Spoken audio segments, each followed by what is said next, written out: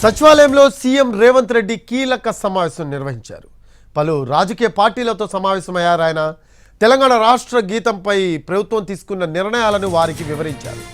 రాష్ట్ర గీతానికి CPI, CPM, Kodandaram, Congress ఆమోదం తెలిపారు. సమావేశంలో సంగీత దర్శకుడు కీరవాణి కూడా పాల్గొన్నారు. రాష్ట్ర గీతం వినిపించారు.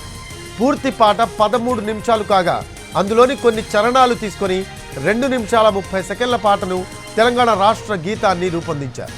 అయితే పాటలో మగ్దుం మొయినుద్దీన్ ప్రస్తావన చేయాలని సిపిఐ నేతలు కోరారు.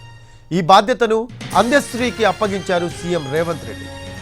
సీఎంతో సమావేశానికి శాసన మండలి చైర్మన్ గుత్తా సుఖేందర్ రెడ్డి, స్పీకర్ గడ్డం ప్రసాద్, జానారెడ్డి, మంత్రులు, ఎమ్మెల్యేలు హాజరయ్యారు. అలాగే ప్రొఫెసర్ కోదండరాం, కవి అందశ్రీ, అలాగే సంగీత దర్శకులు Keeravani, CPI MLA Kunamneni, CPM రాష్ట్ర కార్యదర్శి తమ్మినేని వీరభద్రం ముఖ్య నేతలు పాల్గొన్నారు.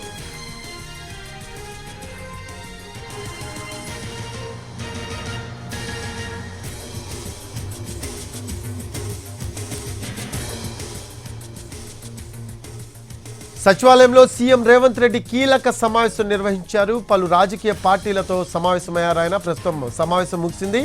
తెలంగాణ రాష్ట్ర గీతంపై ప్రభుత్వం తీసుకున్న నిర్ణయాలను వారికి వివరించారు. రాష్ట్ర గీతానికి సిపిఐ, సిపిఎం, కోదండరాం, కాంగ్రెస్ ఆమోదం తెలిపారు. సమావేశంలో సంగీత దర్శకుడు కీరవాణి కూడా పాల్గొన్నారు. రాష్ట్ర గీతం వినిపించారు. పూర్తి పాట 13 నిమిషాలు కాగా అందులోని కొన్ని చరణాలు తీసుకొని 2 నిమిషాల 30 సెకండ్ల పాటను తెలంగాణ రాష్ట్ర గీతాన్ని రూపొందించారు. అయితే పాటలో మగ్దుం మొయినుద్దీన్ ప్రస్తావన చేయాలని సిపిఐ నేతలు కోరారు. ఈ బాధ్యతను అందశ్రీకి అప్పగించారు సీఎం రేవంత్ రెడ్డి. సీఎంతో సమావేశానికి శాసన మండలి చైర్మన్ గుత్తా సుఖేందర్ రెడ్డి, స్పీకర్ గడ్డం ప్రసాద్, జానారెడ్డి, మంత్రులు, ఎమ్మెల్యేలు హాజరయ్యారు. అలాగే ప్రొఫెసర్ కోదండరాం, కవి అందశ్రీ, సంగీత దర్శకులు Keeravani, CPI MLA Kunamneni, CPM రాష్ట్ర కార్యదర్శి తమ్మినేని వీరభద్రం ముఖ్య నేతలు పాల్గొన్నారు.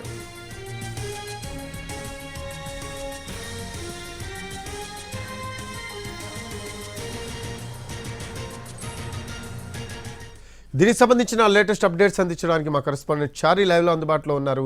చారీ, సచివాలయంలో సీఎం రేవంత్ రెడ్డి కీలక సమావేశం నిర్వహించినట్టు తెలుస్తోంది. ప్రస్తుతం ఆ సమావేశం ముగిసినట్టు సమాచారం. దీనికి సంబంధించి లేటెస్ట్ అప్డేట్స్ ఏంటి చారీ? గంటన్నర పాటు ఈ సమావేశం జరిగింది. ఈ సమావేశానికి సిపిఐ పార్టీ, కోదండరాం, అలాగే సిపిఎం ఈ 3 రాజకీయ పక్షాలకు సంబంధించినటువంటి ప్రతినిధులు కూడా హాజరయ్యారు. పార్టీకి సంబంధించి అధికార పార్టీకి సంబంధించి రాష్ట్ర వ్యవహారాల ఇన్ఛార్జ్, అలాగే స్పీకర్, మండలి చైర్మన్ వీళ్ళంతా కూడా ఈ సమావేశానికి హాజరయ్యారు. ప్రధానంగా ఈ సమావేశంలో రాష్ట్ర గీతానికి సంబంధించినటువంటి ఆమోద ముద్ర పడింది.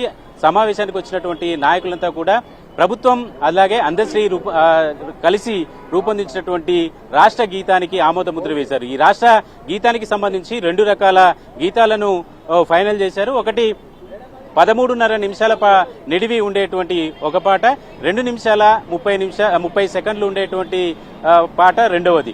ఈ నిడివి తక్కువగా ఉన్నటువంటి పాటని అన్ని అధికారిక కార్యక్రమాల్లో వాటిని ఖచ్చితంగా పాడాల్సిందే అనేటువంటి నిర్ణయాన్ని ప్రభుత్వం తీసుకుంది. ఆ పాటకు సంబంధించినటువంటి ఆడియోని కూడా ఈ పాట రూపకర్త అలాగే మ్యూజిక్ అందించినటువంటి కీరవాణికి సంబంధించినటువంటి బృందం అంతా కూడా ఈ సమావేశంలో ఈ 2 పాటల్ని కూడా సమావేశానికి వచ్చినటువంటి నాయకులకి వినిపించారు. వాటన్నిటికీ కూడా పూర్తి స్థాయిలో ఆమోద ముద్ర వేశారు సమావేశానికి వచ్చినటువంటి వాళ్ళంతా కూడా. అలాగే సిపిఎం పార్టీ అలాగే కాంగ్రెస్ పార్టీకి సంబంధించినటువంటి మాజీ మంత్రి షబ్బీర్ అలీ ప్రస్తుతం ప్రభుత్వ సలహాదారుగా ఉన్నారు. మైనార్టీలకు సంబంధించి మగ్దుం మొయినుద్దీన్ కావచ్చు, తెలంగాణ నిజాం పోరాటంలో అమరులైనటువంటి జర్నలిస్టులకు సంబంధించినటువంటి అంశాలు కాబట్టి వీటిని కూడా ఆ పాటలో పొందుపరచాలనేటువంటి సూచన కూడా చేసినట్టు తెలిసింది. వీటికి మార్పులు చేర్పులకు సంబంధించినటువంటి అంశాన్ని అందశ్రీకి సీఎం రేవంత్ రెడ్డి సూచించారు. ఈ పాటలో మార్పులు చేర్పులకు సంబంధించినటువంటి నిర్ణయం అంతా కూడా అందశ్రీనే చేయబోతున్నారు. ఇక రాష్ట్ర ఆవిర్భావ దినోత్సవానికి సంబంధించినటువంటి అంశం మీద కూడా చర్చ జరిగింది. ఈ వేడుకలకు సంబంధించినటువంటి ఎలాంటి ఏర్పాట్లు చేస్తున్నారనేటువంటి ప్రస్తావన కూడా జరిగింది.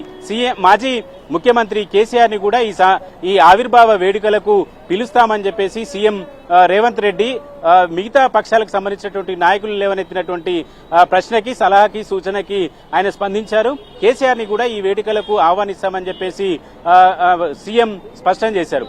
అలాగే లోగోకు సంబంధించినటువంటి అంశం కూడా ఈ సమావేశంలో చర్చకు వచ్చింది. అయితే దీని మీద ప్రభుత్వం కొంత క్లారిటీ ఇచ్చింది. ప్రభుత్వం ఒక అధికారికంగా ఒక లోగోని ఏర్పాటు చేయాలనేటువంటి ఆలోచనతో ఉంది కాబట్టి ఇప్పటికిప్పుడు దాని పట్ల నిర్ణయం తీసుకునేటువంటి అవకాశం లేదు. చాలా వరకు సలహాలు, సూచనలు వస్తున్నాయి. 200 సలహాలు ఇప్పటి వరకు వచ్చాయి.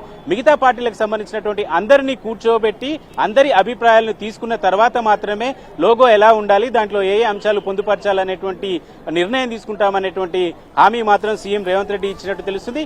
ఈ సమావేశంలో ఇప్పటి వరకు వచ్చినటువంటి అభిప్రాయాలకు అనుగుణంగా, ఆలోచనలకు అనుగుణంగా రూపొందించినటువంటి కొన్ని లోగోలకు సంబంధించినటువంటి అంశాల మీద కూడా చర్చ జరిగింది. వాటిని ఇప్పటికీ కొన్ని మీడియాలో కూడా ప్రచారం జరుగుతుంది. వీటన్నిటిని కేవలం పరిశీలనలో ఉన్నటువంటి లోగోలు మాత్రమే అనేటువంటి అంశాన్ని కూడా ప్రభుత్వం వివరించేటువంటి ప్రయత్నం చేసింది.